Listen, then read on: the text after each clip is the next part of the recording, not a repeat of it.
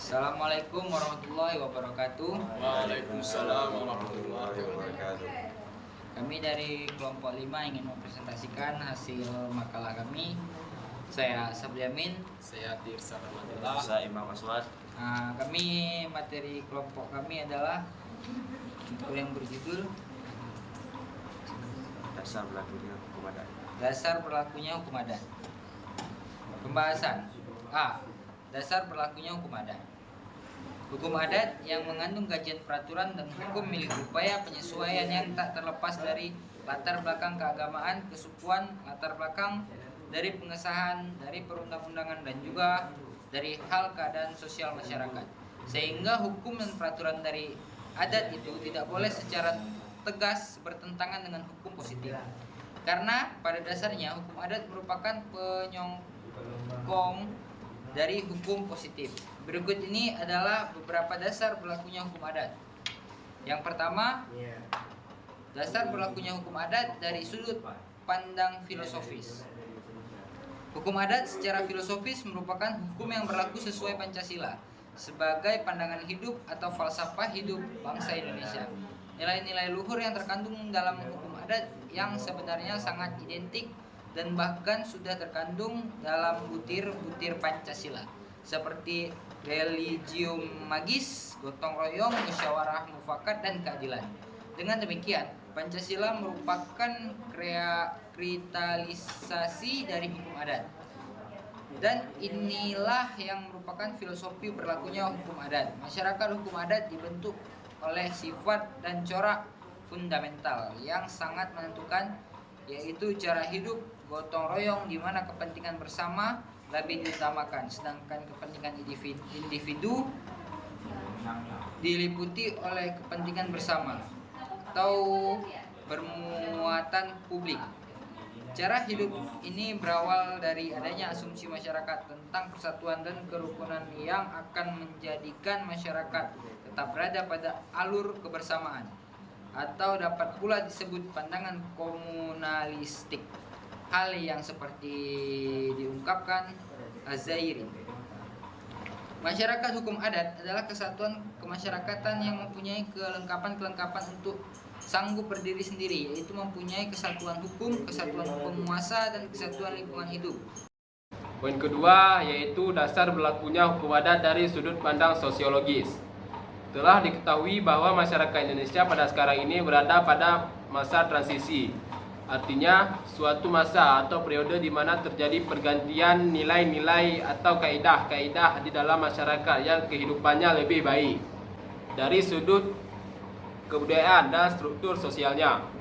Maka masyarakatnya bersifat pluralistik atau majemuk, sedangkan dari tahanan hukumnya sedang terjadi perubahan dari tatanan hukum tidak tertulis ke dalam hukum tertulis.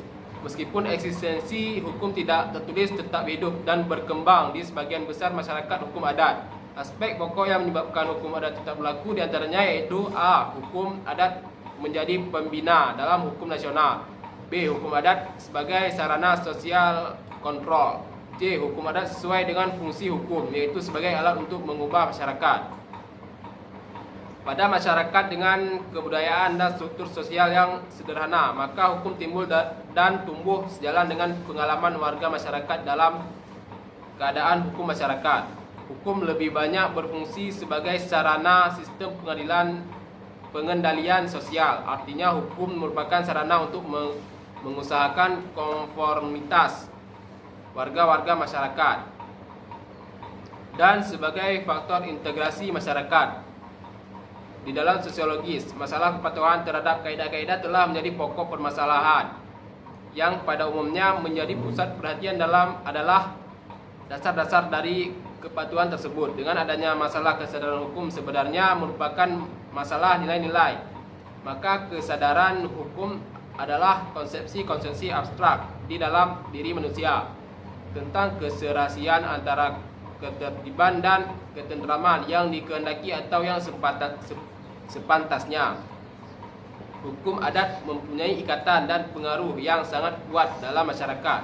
Kekuatan mengikatnya pada masyarakat yang mendukung hukum adat tersebut yang terutama berpangkal pada perasaan keadilannya. Menurut Terhart bahwa dalam mengambil keputusan dalam hukum adat harus dilakukan dengan memperhatikan sistem hukum, kenyataan sosial, dan peri kemanusiaan. Baik, saya akan memaparkan materi yang ketiga, yaitu dasar berlakunya hukum adat dari sudut pandang yuridis. Beberapa dasar yuridis mengenai hukum adat, di mana hukum adat dikaji dari segi pasal undang-undang, dari pasal 2 aturan pemeliharaan undang-undang tahun 1945 dan undang-undang nomor 19 tahun 1964 yang bertentangan dengan pokok kekuasaan kehakiman, di mana disebut di dalamnya segala badan negara dan peraturan yang ada masih langsung berlaku selama belum diadakannya baru menurut undang-undang dasar ini.